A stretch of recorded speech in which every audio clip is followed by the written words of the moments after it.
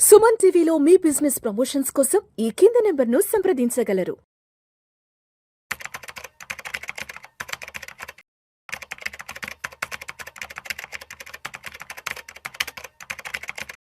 Hello everyone, I am Madhvi Reddy. I am certified financial planner as well as chartered wealth manager.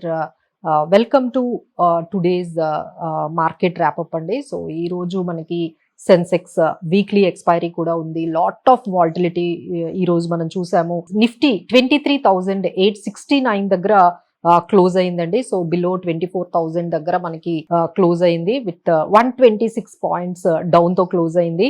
But ఒక టైంలో అయితే అది 23,800 దగ్గర కూడా మనకి రీచ్ అయిందండి. బట్ 23,800 దగ్గర మంచి సపోర్ట్ తీసుకుంటూ మళ్ళీ 23,869 దగ్గర క్లోజ్ అయింది. అలానే సెన్సెక్స్ 363 పాయింట్స్ డౌన్ తో 76,391 దగ్గర మనకి క్లోజింగ్ అనేది కనిపించింది. సో మెయిన్ ఇంత ఒక్కసారిగా మార్కెట్ లో ఇంత నెగిటివ్ రావడానికి ఏంటంటే టూ థింగ్స్ మెజారిటీగా మనం చెప్పొచ్చండి. ఒకటి ఏంటంటే మనకి క్రూడ్ ఆయిల్ అనేది మనకి మళ్ళీ $96, $95 అంటే అందరూ చెప్తున్నది ఏంటంటే $100 కూడా పర్ బ్యారెల్ ఇంటర్నేషనల్ మార్కెట్ లో వెళ్లే అవకాశం కనిపిస్తుంది అంటే దానికి మెయిన్ రీజన్ ఏంటంటే యుఎస్ హౌతీస్ హ్యావ్ అటాక్డ్ ఈ ఆయిల్ ట్యాంకర్స్ ఏదైతే సౌదీలో ఉండే ఆయిల్ ట్యాంకర్స్ ఉన్నాయో వాటి మీద వాళ్ళు అటాక్ చేస్తూ ఉన్నారు. సో ఆయిల్ సప్లైస్ అన్ని కూడా అలానే రెడ్ సీ మీద కూడా వాళ్ళు అటాక్ చేస్తూ ఉన్నారు ఆయిల్ ట్యాంకర్స్ మీద. సో ఈ విధంగా ఆయిల్ సప్లైని డిస్టర్బ్ చేస్తూ ఉన్నారు. సో ఆయిల్ ప్రొడక్షన్ ని డిస్టర్బ్ చేస్తూ ఉన్నారు.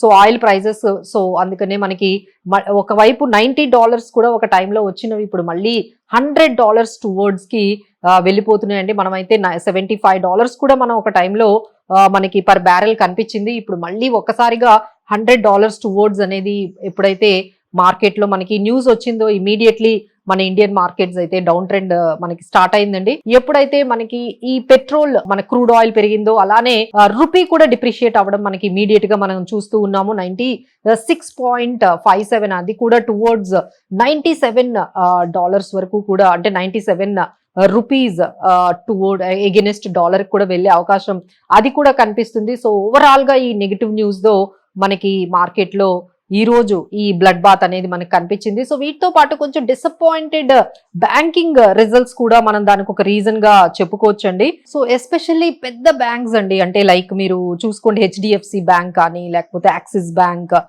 ఇవన్నీ కూడా దాదాపుగా హెచ్డిఎఫ్సి బ్యాంక్ అయితే 8%, అలానే యాక్సిస్ బ్యాంక్ అయితే 7%. ఈవెన్ దో ఐసిఐసిఐ బ్యాంక్ కొంచెం మంచి రిజల్ట్స్ ఇచ్చినా సరే అది కూడా ఫ్లాట్ గానే మనకి ఉందండి. సో ఈ విధంగా హ్యూజ్ మనకి ఏవైతే పెద్ద బ్యాంక్స్ ఉన్నాయో అవన్నీ కూడా అంటే poor performance in the quarterly results తో రావడంతో అవి కూడా మన నిఫ్టీని కొంచెం డ్రాగ్ చేసేసాయని మనం ఖచ్చితంగా చెప్పొచ్చు. అలానే మనకి July 29th ఈ ఫెడ్ ఇంట్రెస్ట్ రేట్ మీద కూడా ఒక కమెంటరీ అనేది ఒక డెసిషన్ అనేది రాబోతోంది. సో మార్కెట్స్ లో వాల్టిలిటీ అయితే బాగా పెరిగిందండి. అండ్ యుఎస్ మార్కెట్స్ కూడా చాలా నెగిటివ్ గా ఫ్లాట్ గా ఉండడంతో అది కూడా మనకి కొంచెం మనకి ఇంపాక్ట్ చూసాము. ఇంకా ఇవన్నీ సరిపోలేనట్టు మనకు కొత్తగా ఇంకొక అంశం వచ్చింది, దట్ ఈస్ టారిఫ్స్ వల్ల కూడా ఫార్మా కొంచెం డ్రాగ్ అయింది.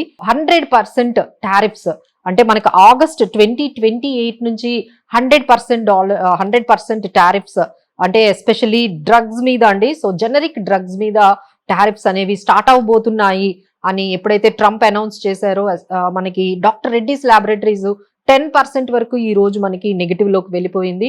సో అది కూడా మార్కెట్ లో డ్రాగ్ చేయడానికి మనకి ఈ రోజు ఆ అంశం కూడా యాడ్ ఆన్ అయ్యింది అని చెప్పొచ్చండి. So this is tariffs bad news. ఒకవైపు ఈ క్రూడ్ ఆయిల్ కంటిన్యూస్ గా అంటే this is 12th day US continuous గా స్ట్రైక్స్ చేయడము అనేది.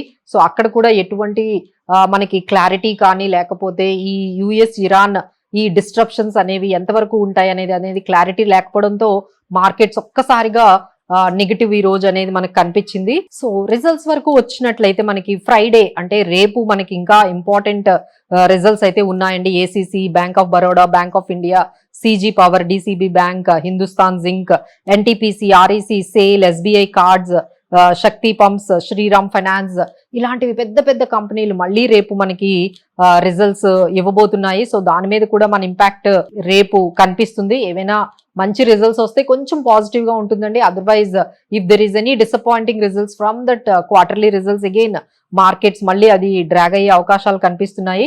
బట్ ఓవరాల్ గా చూసుకుంటే లాస్ట్ వీక్ అంటే బంపర్ రిజల్ట్స్ ఇచ్చిన కొన్ని కంపెనీస్ కూడా ఉన్నాయండి. So we are talking continuously about the negative. So ఒక్కసారి కొంచెం మంచి రిజల్ట్స్ ఇచ్చిన ఈ వీక్ లో మనం కొన్ని కంపెనీస్ చూద్దామండి. Navkar corporation, Poonawalla fincorp, MRPL, BEL, Jio financial, Tatva Chintan, SG finserv, angel one, Groww, Bajaj consumer, Borosil renew, Amal, Anand Rathi, ఇవైతే కొంచెం మంచి రిజల్ట్స్ వచ్చాయండి. సో ఎవరైతే ఈ కంపెనీని హోల్డ్ చేసుకున్నారో వాళ్ళు ఆల్రెడీ పాజిటివిటీ అనేది గమనించే ఉంటారు. సో ఈ విధంగా స్టాక్ స్పెసిఫిక్ గా క్వార్టర్లీ రిజల్ట్స్ ని బేస్ చేసుకుంటూ బయ్యింగ్ అనేది కొన్ని స్టాక్స్ లో మనకి కనిపించిందండి. అలానే మనకి నెక్స్ట్ వీక్ ఐపీఓస్ కూడా ఉన్నాయి. సో ఒక్కసారి దాని గురించి కూడా మనం మాట్లాడుకుందాము. Calibre mining and logistic on going issue అయితే స్టార్ట్ అయిందండి. That is 450 crore the. అలానే క్యూబ్ హైవేస్ ది మనకి అది కూడా ఇష్యూ సైజ్ 5000 crore తో ఉంది. Indo MIM 23 to 27th July వరకు ఉంది. అలానే Lohia Corp 23 to 23rd to 27th వరకు ఉంది. ఇలా మనకి కొన్ని ఐపీఓస్ లో కూడా కొంచెం యాక్షన్ అనేది కనిపించింది. అలానే మణిపాల్ హెల్త్ ఎంటర్ప్రైజ్ కూడా త్వరలో వాళ్ళ ఐపీఓ డేట్స్ ని ఇవ్వడానికి రెడీగా ఉన్నాయండి. సో ఓవరాల్ గా మనం చూసుకున్నట్లయితే కొన్ని స్టాక్స్ మనకి అంటే ఐసిఐసిఐ బ్యాంక్ కానీ, కోటక్ మహీంద్ర, తత్వ చింతన్, ఇలా కొన్ని, India cements, Punjab Sindh bank కొన్ని మంచి రిజల్ట్స్ ఇచ్చాయండి. బట్ వీక్ అయితే axis bank, RBL bank, HDFC bank ఇవైతే కొంచెం మార్కెట్ ని డిసప్పాయింట్ చేసాయి. సో ఓవరాల్ గా మనకి ఈ negative news even corporate results నుంచి కూడా కొన్ని బ్యాంక్స్ నుంచి రావడంతో మార్కెట్ అయితే కంప్లీట్ గా ఈ రోజు నెగటివ్ లోకి వెళ్ళిపోయినట్టుగా కనిపిస్తుందండి. బట్ స్టిల్ వీఆర్ సీయింగ్ 23,800 అయితే మంచి సపోర్ట్ లెవెల్ అయితే మార్కెట్ లో ఈ రోజు కూడా మనకి కనిపించింది. 23,800 రాగానే మార్కెట్ కొంచెం సపోర్ట్ తీసుకుంటూ ఉంది. సో లెట్స్ కీప్ ఇట్ 23,800 అనేది మంచి సపోర్ట్ తీసుకుంటూ, ఇక రేపు వచ్చే మనకి న్యూసెస్ ఏముంటాయి అంటే Q1 రిజల్ట్స్, దాని నుంచి వచ్చే ఇంపాక్ట్ ఉంటుంది. అలానే ఈ క్రూడ్ ఆయిల్ ఏ విధంగా వెళ్తుంది, మళ్ళీ $100 గాని వెళ్ళిందంటే that is again going to be a very weak point for the markets అని చెప్పొచ్చు.